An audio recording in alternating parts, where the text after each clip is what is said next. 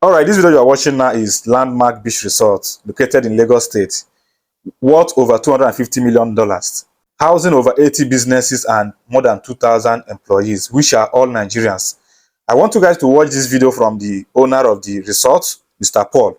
Let him tell you how much this resort is worth, how much business is operating in this resort, and how much employment this business you are seeing here have give to Nigerians. Watch the video. Nigeria has a lot of beach, and the government haven't developed any of the beaches. Okay, so the private individuals develop this beach, make it very beautiful, and yes, in turn, okay. Yeah. We've probably put 6 billion naira in. Just developing it to look this nice. Yeah. And can you imagine the infrastructure you don't see? The water, the power, the sewage, the internet. So, and all that's on the ground, and that's in marine conditions, and marine environments. So, there's a 6 billion naira bill here, it's over $10 million.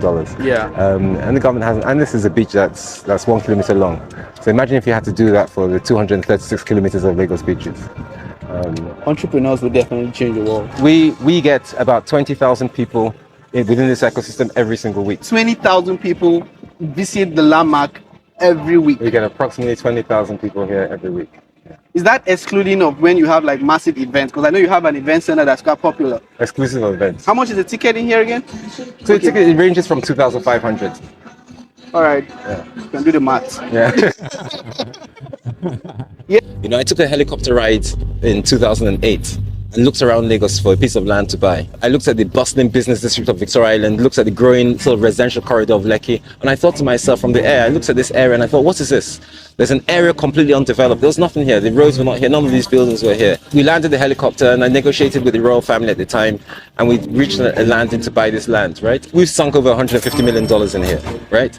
For a start, right? And that includes the land value. I would say that we're probably looking at something north of $250 million in enterprise value. This is the only family-centric entertainment beach in Lagos, full stop. I mean, right? Yeah. And it's an entertainment center. We get about 20,000 people within this ecosystem every single week. 20,000 people. It's a mixed-use beach. We employ over 2,500 people here directly. Nigeria has some of the most entrepreneurial people in the world, some of the most hardworking and sincere, some of the happiest people. So it's a joy to be here. Yeah. I've traveled to 69 different countries, and I wouldn't swap this place for anywhere else. So just a few months, a news came out that Nigerian government want to embark on coastal highways, and this coastal highway is going to be connecting from Lagos to Calabar, which is almost, I think, over 700 and something kilometers of road that they want to embark on. And the initial plan for this project was this picture you are seeing now. The red line. The road was to go through the red line. But I don't know what happened. Nigeria government made a U-turn with a new plan. And this new plan now will be going through the yellow line. And from this yellow line now, over 50 meters of land will be taken from this landmark beach resort and other beach in that area just for this particular road project. Now, as the thing was making wave on social media, I think that was last month, the Minister for Work, Dave Umahi, came to debunk the news.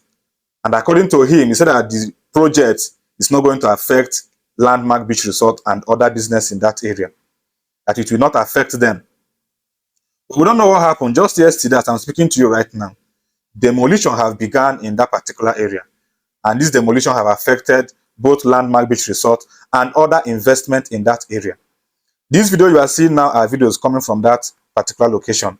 You can see landmark beach resort and other beach going down already. Now, as you are watching this video, I also want to show you a video coming from Dave Umahi, which he made concerning this demolition. I want you guys to listen to what he said. The minister is insisting that the landmark property is intact and that the owner of the investment has no title to the 250-meter shoreline, which is the right-of-way belonging to the federal government. No claim for landmark. He has no claim. We spared all his infrastructure.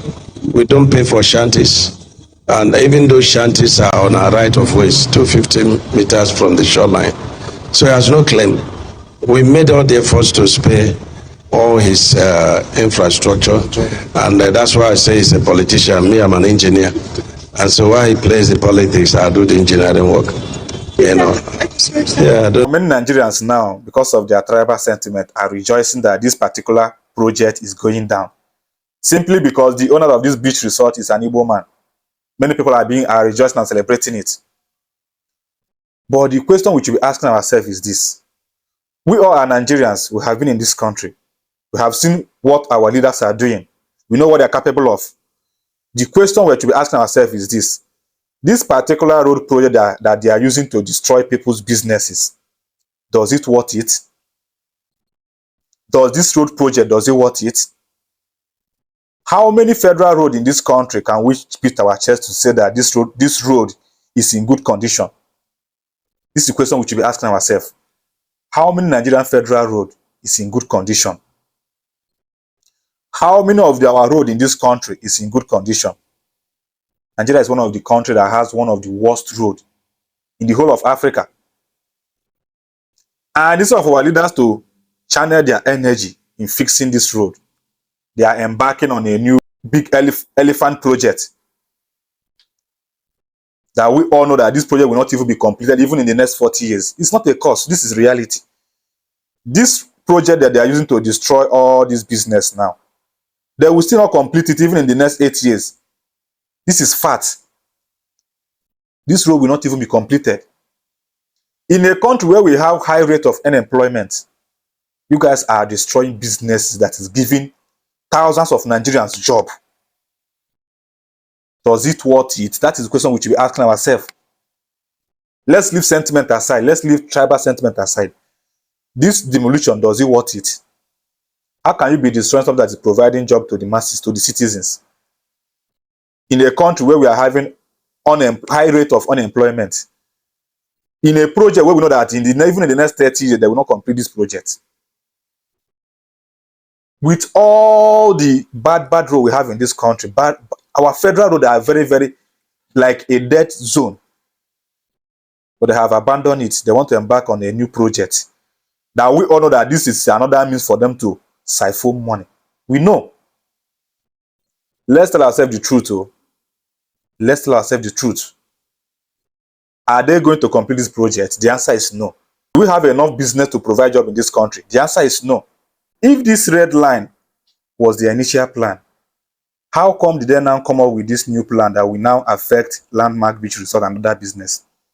Why then did they now abandon their initial plan and go with this new plan that is going to affect people's business?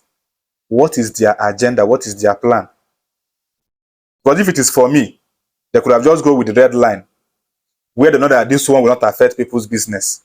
So how come they now abandon their initial plan just for them to come up with this new plan that is going to affect billions upon billions of investment in a project that we know that this project will not even be completed even in the next 8 years? Let's be honest to ourselves. This is pure wickedness.